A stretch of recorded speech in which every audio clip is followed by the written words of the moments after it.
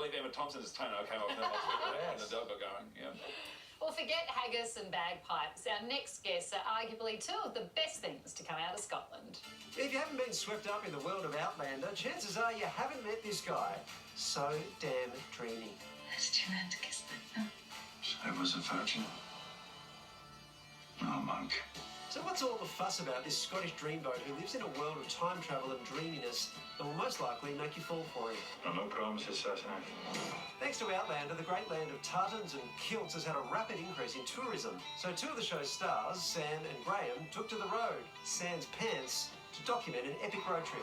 Men in kilts. Men in kilts. Solo trip with Sam and Graham. On top of that, the boys now have 2 books and a bunch of Scottish stories to share. Well, I think you'll find that the kilt is very airy. A lot of ventilation. When I see you in one of them, I want to run the other way. I'll be running after you. Joining us to share those stories, would you please welcome Sam Heughan and Graham McTavish.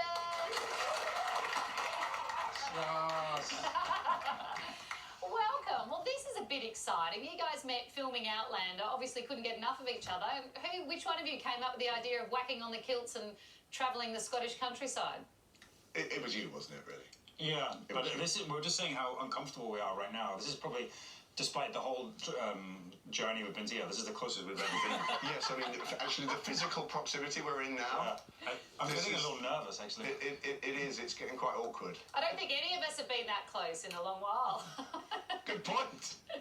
You're right. We spent a lot of time together on the road, you know, in a camper van travelling around Scotland, wearing kilts and generally having a good time. You guys have a bit of a love-hate relationship as characters. What was it like travelling together? Well, I think it's fair to say, you know, Graham is reliably grumpy in the morning, especially if he hasn't had a coffee or if he's hungry. So, yeah, I tried to sort of put him in positions where he was extremely uncomfortable. And as we said in the book as well, you get to hear about it. We get to basically throw him off a cliff, which is something I've always wanted to do. Utterly terrifying. Utterly. He forced me to abseil off a cliff. But was it character building? Well, actually, that's a very good point. It was. It was, looking back on it, when I'd actually clawed my way back up the sheer rock face. I didn't expect you to come back, actually. I mean, my hands are still in the shape of claws from having done it. When I got to the top, I thought, I'll look back on this and think this was character building as I went to change my trousers.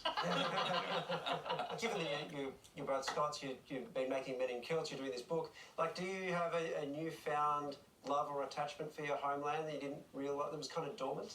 I thought I knew quite a bit about Scotland, but it was just full of surprises. So many amazing characters, so many amazing locations we went to, and things that I had no idea about. So there's so much as well that we tried to get into the first book. We just had so much material because we barely scratched the surface. Yeah. I've never worn a kilt, not surprisingly.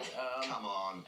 And I don't really have any desire to. You blokes wore them doing everything from sword fighting to sculling whiskey and all sorts of other adventures. Was there times when you thought, gee, I wish I didn't have this dress on?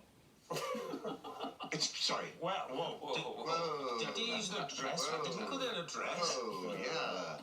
No, listen, you never have a bad day or night in a kilt. Yeah, that's right. That can vouch for that. Those are words to live by. Yes. Absolutely. It's very airy, it's well ventilated. Yeah.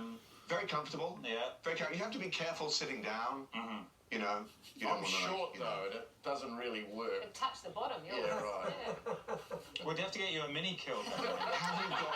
I know that this is going to be a personal question, but do you have good calves? Do you have good calves? Yeah, really good calves. Yep. Yeah, they're pretty good. There I you can go. see them. Yep. Well, yeah, you're good. You do well. And then you obviously got your kilt socks, and you can have your ski and do, which is your hidden knife in your knife in your sock. So what's a pouchy thing on the front? That's a sporran. A sporran. The pouchy thing on the front. And this second book you've co-authored is called the Clanlands Almanac, and it's full of hilarious stories from your trip, as well as Scottish folklore, feuds, and history. There's even recipes in there. As Australians, we think of haggis and fried Mars bars as far as Scottish cuisine. How much has it evolved past that, if at all? Oh, the larder in Scotland, the natural world, the produce that it produces is just fantastic. Oh, yeah. You know, the venison, the haggis, of course. The haggis, which is, obviously. it is Beef, delicious, by you the know, way. the Scottish beef. We've got great seafood as well. Fantastic seafood, but- oysters, langoustine. But who doesn't love a deep fried Mars bar? Yeah. Hang on, we asked you what other than that is Scottish food. Okay, back to it. You gave us 4 examples and 2 of them were those. Well, look, there's great seafood. You said that. Which is great if you deep fry it as well. Great. We love some fish and chips down here as well. Graham, is it true that you were down here recently in Australia? Yeah, I was. I was living in Melbourne. Did you wear a kilt when you were here? I almost certainly did, at least on one occasion. I always travel with one, just in case. Travel kilt. Just Yeah. checking. Did that one occasion end fun? You said you never don't have fun in a kilt. How did that night end? Always absolute winner. It was a great night. Yes. What I can remember. Well, we can't wait to have you guys back down under the boys' new book. The Clanlands Almanac is out tomorrow. It's always a pleasure. Thanks, Sam. Thanks, Graham. Lovely to see you. Yeah, it's nice to see you. So my mother's